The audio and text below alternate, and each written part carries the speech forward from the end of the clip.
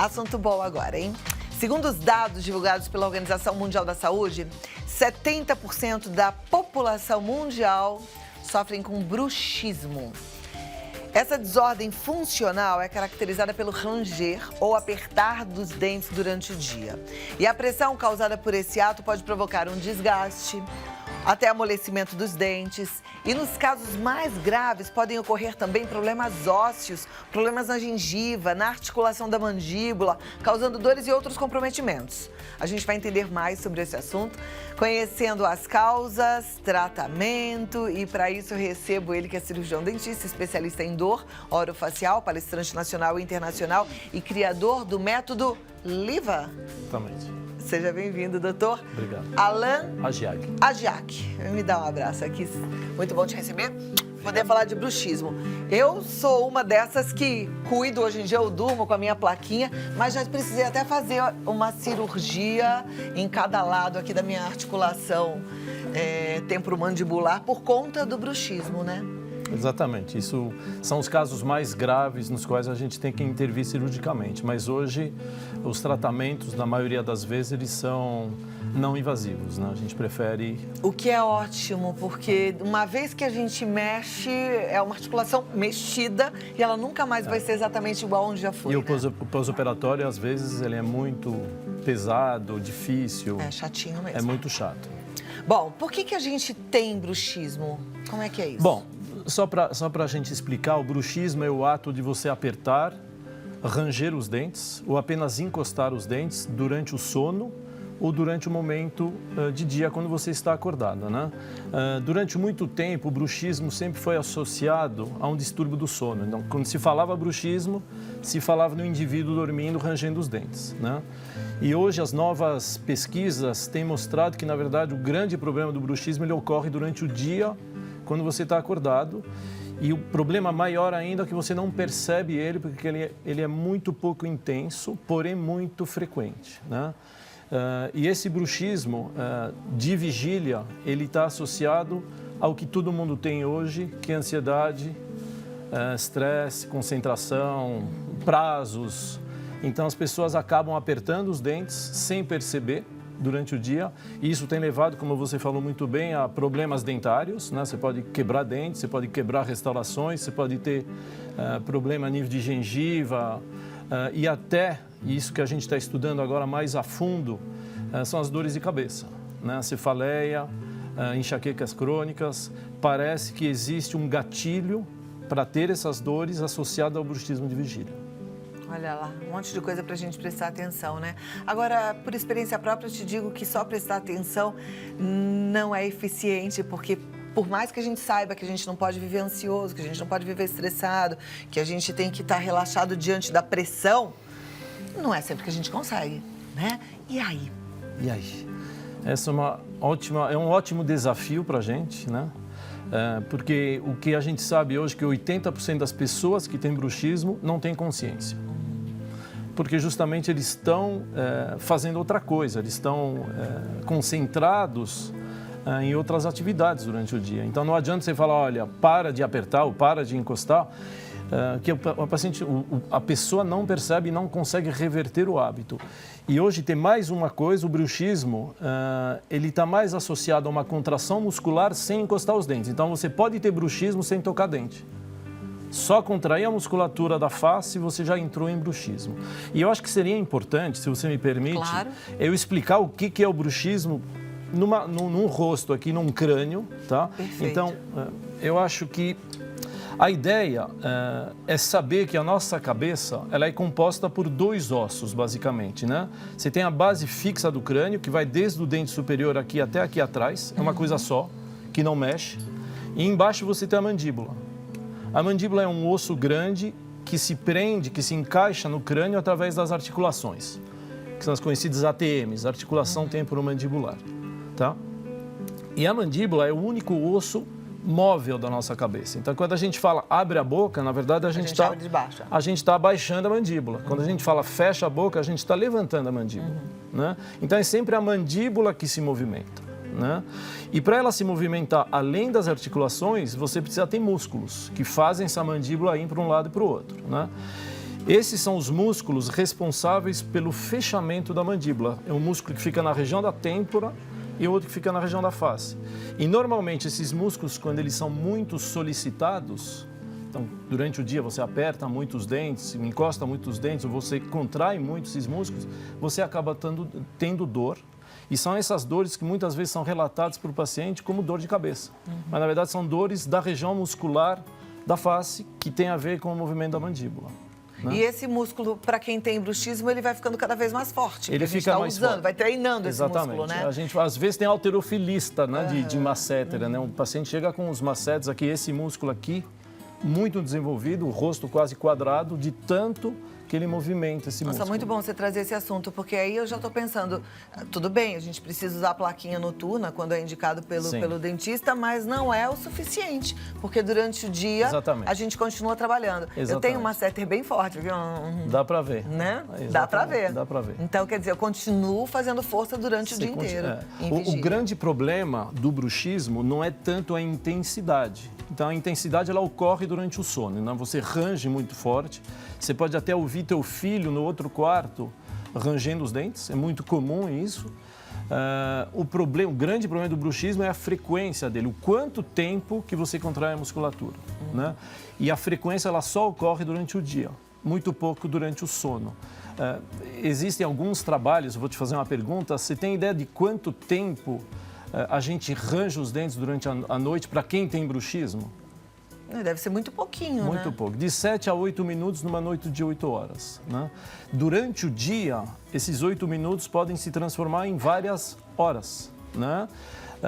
Outra coisa importante, eu acho que todo mundo entender, é que a nossa boca, a gente fecha realmente os dentes somente quando a gente engole a saliva. O resto do tempo, a gente deveria ficar com os dentes desencostados. Essa é a posição de relaxamento da nossa cabeça. E a deglutição da saliva ela não passa de 15 minutos durante o dia. Né? Então, fora a deglutição, você tem mastigação também, que dura também 15 minutos. Então, se você somar as duas contrações funcionais, que é a mastigação e a deglutição, 30 minutos, o resto do tempo você deveria ficar com os dentes totalmente desencostados. E não é a realidade para todo mundo. Eu, por exemplo, fico com o dente encostado o tempo todo. Isso quer dizer que você fica com o temporal e o masseter contraído o tempo todo. Olha. Isso provoca dor. Bom, como é que a gente soluciona isso? Bruxismo em vigília, enquanto a gente está acordado e nem percebe que tem. Então, esse é o maior desafio nosso, né? E a nossa maior frustração durante muitos anos era tentar ajudar o paciente a reverter o hábito, né? Porque é todo um tratamento de reversão de hábito. Falar somente para ele para de encostar ou para de apertar não resolve porque ele não sente, né? Então toda a ideia foi desenvolver um dispositivo que o paciente usa na boca, que através desse dispositivo ele pudesse tomar consciência de todos os momentos nos quais ele encosta os dentes. Então, cada vez que ele vai encostar os dentes, o dispositivo avisa ele, mecanicamente, e o paciente toma consciência. Opa, estou apertando os dentes, não posso. Então, deixa eu reverter a minha posição, deixa eu relaxar. Então, isso são os tratamentos, são os novos tratamentos que a gente tem utilizado, são os tratamentos que se chamam de biofeedback.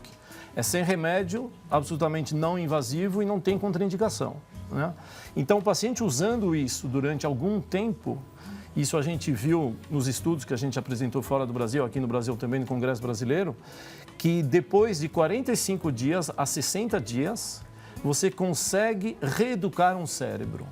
Então, vamos dizer que o cérebro ele tinha o hábito de mandar o músculo contrair e você apertava os dentes, né? A ideia é reverter esse hábito e isso demora mais ou menos 45 a 60 dias utilizando esse sistema de alarme. A gente não tem aqui. Eu tenho, é uma mini placa que o paciente consegue usar durante o dia, porque você precisa usar isso durante o dia, né? Então ela fica no fundo da boca. Obviamente essa placa ela é feita sob medida para o paciente, o que vai na tua boca não vai na minha, né? E para fazer isso a gente tem que antes de construir essa placa, a gente faz um exame que chama eletromiografia, que me dá todos os dados da musculatura do paciente e do espaço que a gente precisa ter. O espaço, quando nós estamos em repouso, existe um espaço entre os dentes, que na minha boca pode ser 2, na tua boca pode ser 5, né? Então, esse exame ele vai nos dizer qual que é o espaço que cada um tem e, através dessas mensurações, a gente consegue fazer esse dispositivo. Então, a ideia é que o paciente ele fique sempre de boca entreaberta, quando ele está relaxado, né? Se você coloca eu sempre falo, uma pedra no sapato do paciente, o paciente vai sentir a pedra na hora que ele pisar em cima. Aqui é a mesma ideia que uma pedra no sapato. O paciente, na hora que ele começa a entrar em contração muscular, a mandíbula começa a subir, ele encontra uma pedra no caminho. E isso faz com que ele perceba que ele está entrando em fase de contração. E isso ajuda ele a reverter o hábito.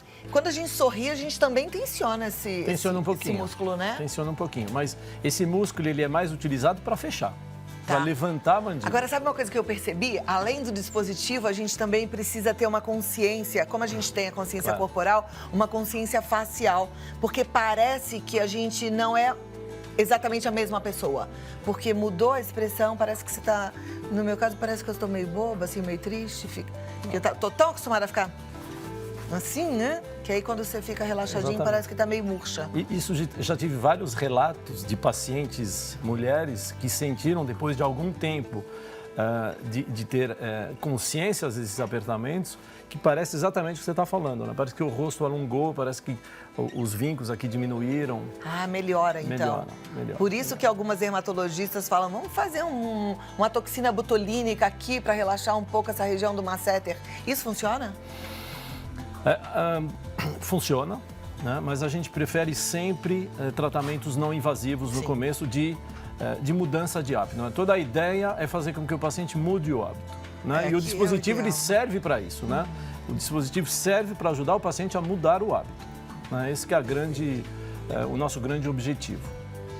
Muito bem, vamos lá, as perguntas. A primeira delas é da Lucy Cleide, ela é do Goiás. Ela diz assim, a minha neta tem 4 anos e tem bruxismo desde quando nasceu. Os dentes, o tempo inteiro rangendo. Ela deve usar esse aparelho? Não, para criança não é aconselhável. Nenhum tipo de placa, na verdade, porque pode travar o crescimento, né, ósseo. E é muito comum crianças terem bruxismo. Faz parte até do desenvolvimento motor da criança. Então, a gente não trata bruxismo, a não ser que realmente tenha uma consequência muito grave de desgaste muito grande dos dentes. E aí ela tem que ir no dentista dela para ver o que precisa ser feito. Mas a ideia é não utilizar dispositivos em crianças. Eu tenho um sobrinho, filho da minha prima, né? Ele é portador da síndrome de Down e ele tem muito bruxismo. Ele ainda é uma criança de 8 anos, mas é muito e com muito barulho, muito frequente. Sim. Isso é comum com portador de síndrome de Down? Olha, é comum em portador de algum tipo de distúrbio neurológico, Parkinson, paralisia cerebral, pode ter. E aí, realmente, talvez nesses casos, o Botox seja uma arma, uma ferramenta muito importante, né? Porque, na verdade, o paciente não consegue controlar isso. Não adianta nem colocar dispositivo que ele não vai perceber. Ok. Próxima pergunta vem da Sandra, ela é de Jundiaí. E ela diz, boa tarde, estou amando o programa. Gostaria de perguntar se esse aparelho é solicitado pelo dentista. Sim, ele pode ser solicitado pelo dentista especialista em dor, que realmente diagnosticou o problema, pelo neurologista, né? Porque como ele ajuda também a controlar dores de cabeça, normalmente por essas duas especialidades. E aí a gente vai falar para esse profissional que é um dispositivo, o que tem nome? Se chama DIVA. DIVA. Dispositivo interoclusal de vigília. Tá, e é fácil das pessoas saberem. Hoje, o que nós fizemos para poder popularizar esse tratamento? Nós temos 40 clínicas em todo o Brasil que já estão habilitadas, certificadas para poder trazer esse tratamento para os pacientes. Muito bem. Próxima pergunta da Fernanda, ela é de Franca, aqui no interior de São Paulo. Olá, Cláudia, gostaria de saber se problemas na ATM têm relação com o bruxismo. E caso não tenha relação entre as duas, qual é a diferença? Então, só para a gente lembrar, ATM é o nome que se dá à articulação da mandíbula com o crânio, né? Articulação temporomandibular. A resposta é sim para a pergunta dela. A gente sabe hoje que um dos fatores de risco mais importantes para problema de ATM, dor, inflamação, problema de movimentar a boca estão associados sim ao bruxismo. Ok. O aparelho ortodôntico que muitos usam na infância, na adolescência, alguns adultos, eles ajudam? Então, para responder a tua pergunta, a gente tem que saber que o bruxismo é um distúrbio a nível de sistema nervoso central, tá? O aparelho, ele atua no sistema nervoso periférico, na boca, né? Então, hoje se sabe que você mexer em dente não resolve um problema a nível do sistema nervoso central. Então, a resposta é não. Pelo menos para tratar bruxismo, a gente não se foca na mudança da harmonia oclusal. Perfeito. Próxima pergunta, bem interessante aqui, gente. Olha lá, Rosângela de Lauro de Freitas, na Bahia, que quer saber se tontura e zumbido no ouvido podem ter relação com a TM. Pode. Zumbido pode ter relação com a TM, principalmente em casos de inflamação da articulação. Isso pode ter uma repercussão no ouvido e pode provocar zumbido. E uma outra razão é que o paciente que tem esse tipo de dores, região de temporal, masseter, cervical, então, pacientes que têm dores crônicas são pacientes que têm mais dores no corpo, que eles têm uma sensibilização central muito importante. Tem um paciente que tem mais dores de forma geral. E ele pode ter mais zumbido, porque o zumbido é uma das manifestações da sensibilização central. E a tontura também. Tá, a pergunta era se tinha relação com a TM, mas então tem relação com bruxismo? Tem relação com bruxismo e tem relação com dores crônicas, que estão associadas muitas vezes ao bruxismo. Olha, gente, tão interessante esse assunto. Eu espero que você tenha aproveitado ele, porque, na verdade, a gente tem falado tanto de zumbido de ouvido, tanta gente aflita, angustiada, até deprimida por conta do zumbido, né? Porque não consegue nem dormir. Tanta gente com dores no corpo todo. Quer dizer, se tem relação, vamos tratar a causa, que eu acho que é o mais importante. E a causa, pelo que eu estou entendendo, então, ela não é por conta do alinhamento dos dentes, do posicionamento deles, mas o sistema nervoso central. Eu adorei conhecer esse dispositivo. Eu sou uma candidata, preciso dele, já entendi. Vou tentar ficar com isso aqui relaxado. Vamos ver se eu consigo dar conta. Relaxa. Muito bem. Obrigada, viu, doutor? Foi um prazer. Alan Agiag. Maravilha de assunto. Ó, você pode entrar no site liva.app. É um site? É o site. É um app? É o site da nossa comunidade de dentista. O paciente pode acessar esse site, ele vai ter todos os dentistas, todas as clínicas no Brasil que estão certificadas e ele vai entender um pouco mais a respeito do tratamento. Liva.app, tá fácil. E até a próxima. Pode voltar trazendo mais novidades que a gente amou. Obrigada, viu? Obrigada a você que participou também pela sua opinião. Que bom saber que a gente de alguma forma te ajuda, né? E eu espero que a gente siga aí por uma vida cada vez melhor. A intenção do programa é essa, apresentar novidades, trazer conhecimento para que a gente possa fazer boas escolhas. E conhecer o nosso corpo nos ajuda a manter a saúde em dia, né?